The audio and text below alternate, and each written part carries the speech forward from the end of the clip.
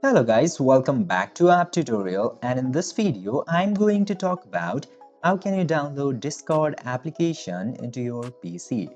So without any further ado, let's dive right into this exciting video. Now, in order to do that, you just simply have to open any of the browser that you use into your computer.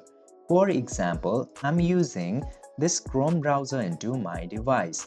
Then you just simply have to search for Discord download for PC.